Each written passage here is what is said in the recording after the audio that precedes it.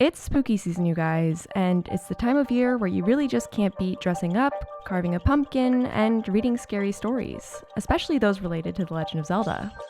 There's certainly no shortage in the scary, sometimes terrifying elements of Zelda monsters and lore, but in honor of Halloween specifically, I wanted to make a video taking a close look at the connections between Zelda and the classic monsters of Halloween.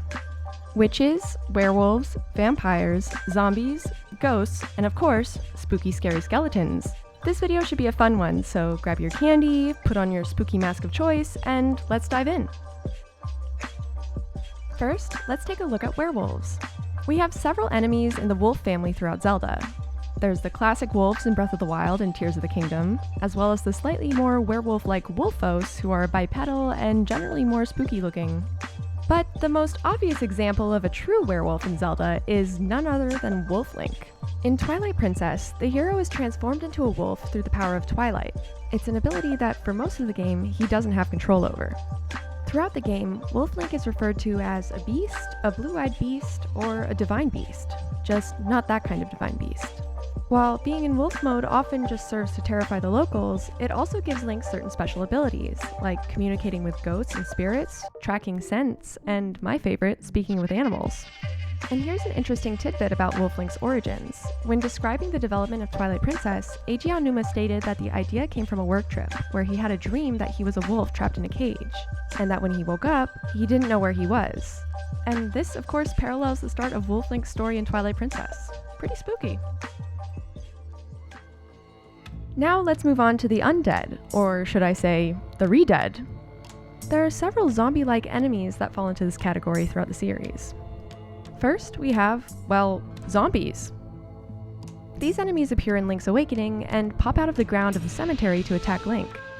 But outside of Link's Awakening, the more common zombified enemies that you're probably more familiar with are Gibdos and re-deads. While they behave similarly in their attacks, paralyzing Link with a terrifying scream or gaze, the main difference is that re-deads look like zombies, while Gibdos appear as mummies.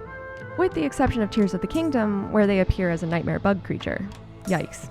Although, interestingly, when you burn away the wrappings of a Gibdo in Majora's Mask, it turns out to be a re-dead, but in the other games it reveals a Tloz, so there may be some overlap between the enemies. The lore of re-deads is often contradictory.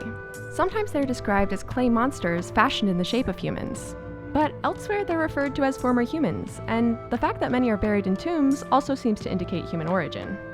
On a personal note, I will say re-deads are probably my least favorite Zelda enemy across the games, especially in Wind Waker, as that scream is something that gives me the heebie-jeebies every time. Speaking of human remains, let's talk about the spooky, scary skeletons of the series.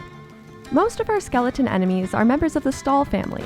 Stallfos, Stall Children, Stall Goblins, etc. The base enemy, the Stallfos, dates back to the first Zelda game, and a Stallfos, or one of its offshoots, has appeared in every game since. And again, the lore here is not always the most consistent. Sometimes in the games, it's said that getting lost in the Lost Woods is what turns you into a Stallfos.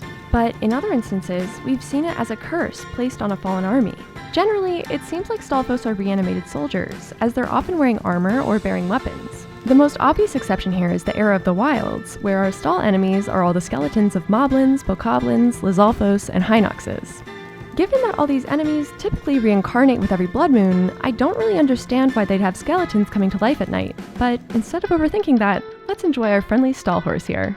Also in this skeletal category, we've got bubbles, not to be confused with these bubbles, which are flying skull heads surrounded by different forms of magic, and maybe are related to Stallfos despite their unrelated goofy name.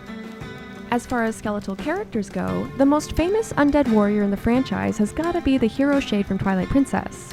The long-deceased Hero of Time who has dedicated his afterlife to passing on his swordsman skills to the next Link. The Hero Shade is a really interesting and kind of tragic character that sort of bridges the category between skeletons and spirits, so let's get into that next category and talk about the ghosts of the games. Ghosts and spirits make very frequent appearances in the series. We often see the spirits of important characters who are haunting a particular location to pass on important information to Link. And while there are lots of friendly ghosts, there are also many ghosts who aren't so friendly, and some who are straight up horrifying. In the 2D games, we often saw genies, which look a lot like your typical ghost, and also frankly like King Boo with the tongue. But the most iconic ghostly enemy across the games has gotta be the Pose. Poes are to ghosts what stalls are to skeletons, as there are quite a few offshoots and variations of the base enemy, including Jalhala, king of the Poes, who's actually just made up of a bunch of tiny Poes. One interesting component to the Poes is their collectability. In many of the games they appear, you can collect Poe souls by defeating them. In Ocarina of Time, you can then trade these souls to the Poe collector. In Twilight Princess, you trade them with Giovanni. And most recently, despite not being an enemy in Tears of the Kingdom, you collect Poe souls that are scattered throughout the depths and can exchange them with bargainer statues. Up next, let's take a look at the witchy characters of the series. Our most frequently recurring witch is Syrup, who has appeared in several of the 2D games.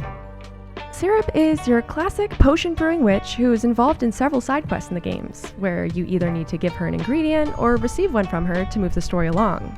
In the Oracles games, Syrup has a granddaughter named Maple.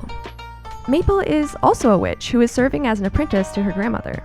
She's a young and somewhat clumsy witch who often collides with and berates Link throughout the game.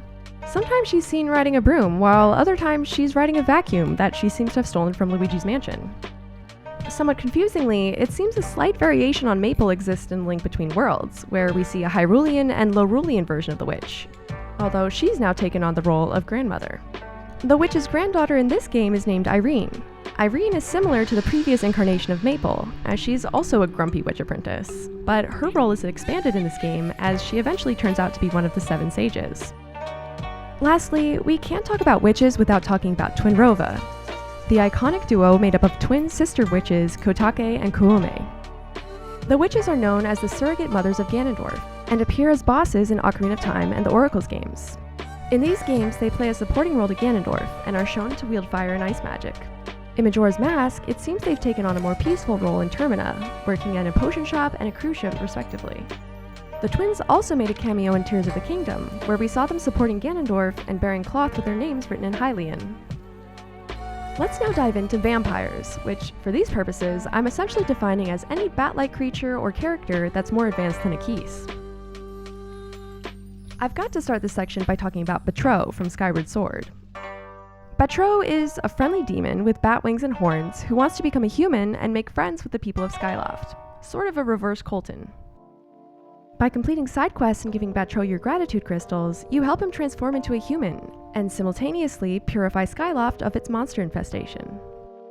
Interestingly, in Link's Awakening, there's another bat-like character who helps you out with upgrades. In the original game, this is known as the Mad Batter, but in the remake, for some reason, they decided to rename him Lil Devil. As far as vampiric enemies go, the closest thing we have is probably the Vyre, whose name, I assume, is just an abbreviation of the word vampire.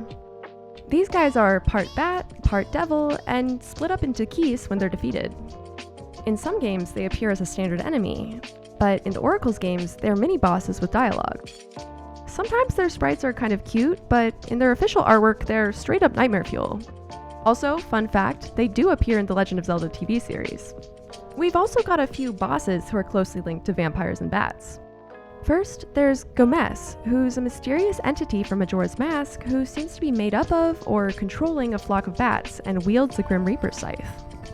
We also have one of my favorite bad guys in the series, Botw, who takes on a bat-like form in the final battle.